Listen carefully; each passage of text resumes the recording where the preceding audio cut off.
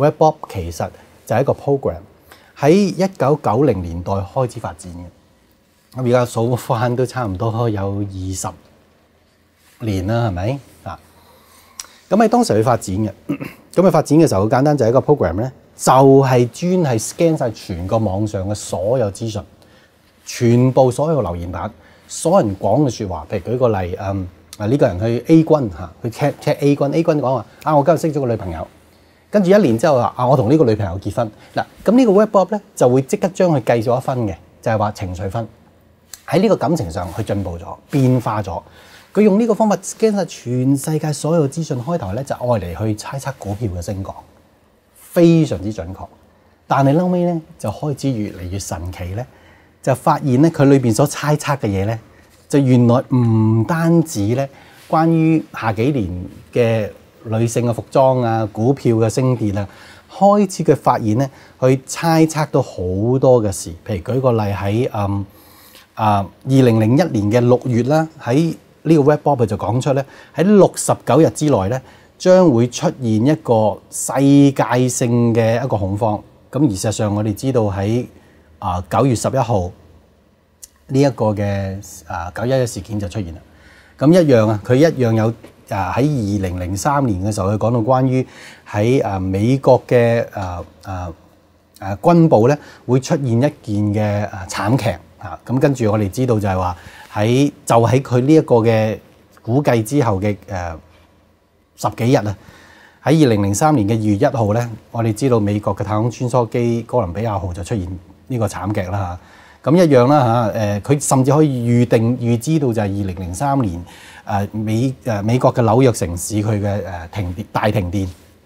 啊，如此類推咧，裏邊講到關於我哋講嘅 Katrina 啦，2005年嘅 Katrina 佢又預先講咗啦。正我哋講嘅2004年12月嘅呢個海嘯，佢又係預先講咗，而並且講到會死好多人啦，死成30萬人啦嚇。咁而其中一個最有趣嘅就係話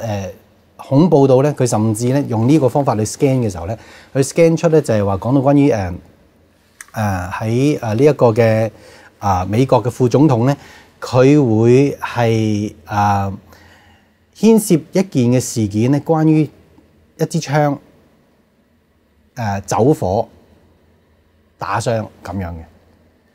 咁當一出咗嚟之後咧，個諗下佢係咪俾人用槍打傷啊？其實原來唔係，原來就係呢個總統咧，後尾發生嘅時候咧，就係佢支槍走火，佢射傷自己嘅朋友。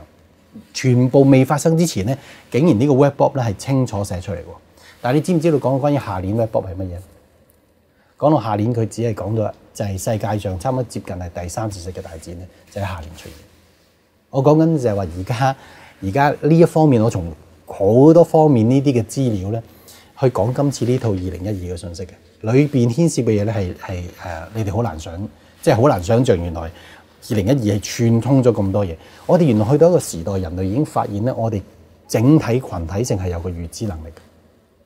嘅，係啊，已經係一種科技嚟嘅，已經係一種科學嚟嘅。而係因為咁咧，易經點解能夠計到2012年係會係人類歷史終結咧？係被認同嘅，因為佢就係掟銀仔啫嘛。易經就係掟銀仔嘅啫嘛，咁嗰條數咧係有一個計法去計到一樣係好似瑪雅年歷咁，去到2012年嘅10月21號咧，世界人類歷史就會終結嘅。嗱，當然呢個我仍然講唔係人類滅亡或者呢個地球會冇，我都講嘅話喺巴谷曲之後過百年都仲有人類嘅。但我講緊嘅就係話咧，係人類意識嘅一個完結。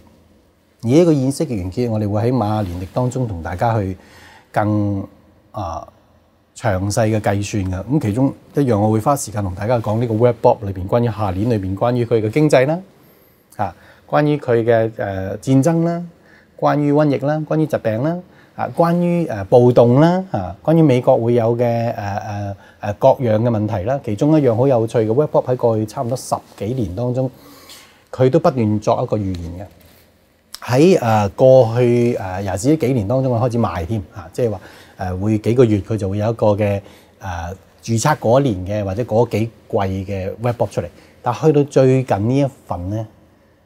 佢自己寫就話：我未必出到下一份嘅，未必喺網上有資源咧可以再出到下一份 Web-Bob。喺今年12月嘅 Web-Bob，佢自己講話：我可能係最後一份。你諗下我哋究竟活喺個咩時代係咪？即係有啲嘢我哋一定要知，我哋一定要睇下就係話就算係錯都好，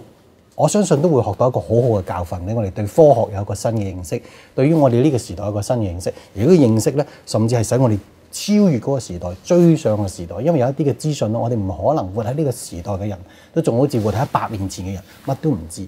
我哋對人類嘅認識，對未來嘅認識，已經係進入一個新嘅紀元，喺一個完全未知之地，已經係喺我哋面前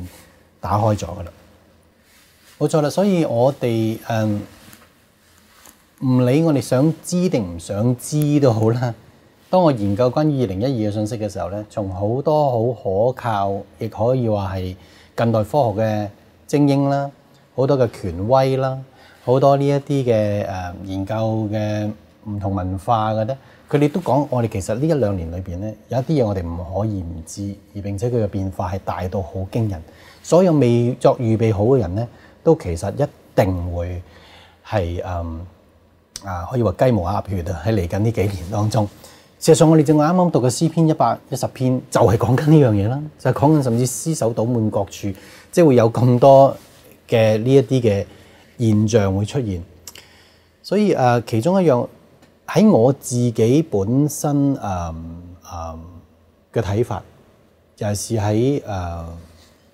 千年蟲嘅時候，我哋預備儲糧。我覺得我哋人生，我哋一定要知道生命係非常之脆弱嘅，但係我哋可以鍛鍊到佢變咗堅強。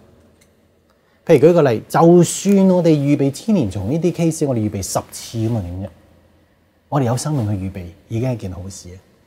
但係如果有一次出事，而你冇預備而離世嘅話，咁你有呢個你慳咗呢一啲唔預備嘅時間，咁又點咧？